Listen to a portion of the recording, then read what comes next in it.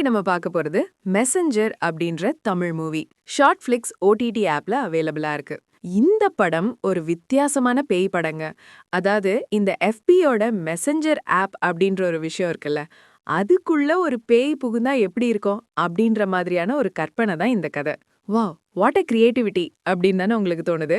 கிட்டத்தட்ட கதையுமே அந்த மாதிரி தான் எடுத்து வச்சிருப்பாங்க. ஆக்சுவலா இந்த படத்துல நம்ம ஹீரோ ஸ்டார்டிங்ல தற்கொலை பண்ணிக்க முயற்சி பண்றாரு, காதல் தோல்வினால. அந்த டைம்ல இவருக்கு மெசஞ்சர்ல இருந்து ஒரு நோட்டிபிகேஷன் வருது. அது யாருன்னு பாத்தீங்கன்னா ஆனந்தி அப்படின்ற ஒரு பொண்ணு. அந்த பொண்ணு நம்ம ஹீரோவை சாகாத அப்படின்னு சொல்லுது. ஆனா அந்த ரூம்குள்ள அந்த பொண்ணே இல்ல. என்னன்னு பார்த்தா அந்த பொண்ணு ஆல்ரெடி ஆக்சிடென்ட்ல இறந்து போன ஒரு பொண்ணு.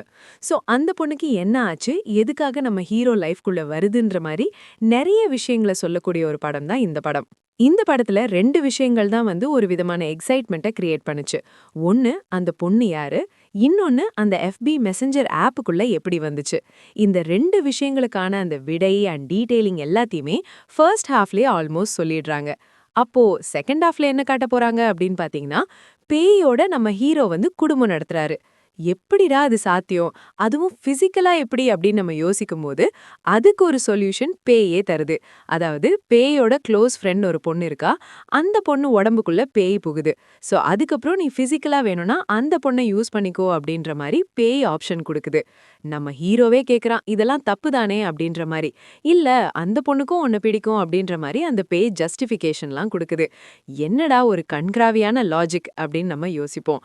அதோட கண்றாவியான ஒரு விஷயம் இதுல இட்டிஸ் பிரசாந்தோட கேமியோ. அதாவது இப்படி ஒரு செலிபிரிட்டியை கேமியோ ரோல் பிளே பண்ண வச்சா, வாவ், இட்டிஸ் பிரசாந்த்லாம் இதுல நடிச்சிருக்காரா அப்படின்ற மாதிரி நம்ம ஆச்சரியப்பட்டு பாத்துருவோமா. அதுலயும் ஒரு விதமான ஜனரஞ்சகமான நடிப்பை வெளிப்படுத்துறேன் அப்படின்னு சொல்லிட்டு பயங்கரமா கிரிஞ்ச் பண்ணி வச்சிருக்காரு. ஏன உனக்கு தான் நடிக்க வரல, பொத்த சாத்திட்டு சும்மா இரு அப்படின்னாலும் கேக்குறது கிடையாது. நடிக்கிறேங்கிற பேர்ல ஏனே எங்களை டார்ச்சர் பண்ற. பொதுவா நான் யாரையுமே டிஸ்கரேஜ் பண்ணக்கூடாது அப்படிதான் நினைப்பேன். பட் இவன் பேசுற வாய்க்கெல்லாம் இவனை கண்டிப்பா டிஸ்கரேஜ் பண்ணலாம், தப்பே கிடையாது. சோ இப்படிப்பட்ட கேமியோக்களும் இந்த படத்துல இருக்கு. அண்ட் கிளைமேக்ஸ்ல ஒரு விஷயம் யோசிச்சிருப்பாங்க, அதெல்லாம் தலை சுத்த வச்சிரும் அப்படின்னே சொல்லலாம். சோ இது மாதிரியான நிறைய விஷயங்கள் நிறைஞ்ச ஒரு பேய் படம் தான். இதை நீங்க பாக்குறதும் பார்க்காததும் உங்க விருப்பம். பட் என்னோட ரேட்டிங் இந்த படத்துக்கு 1.75 அவுட் ஆஃப் 5.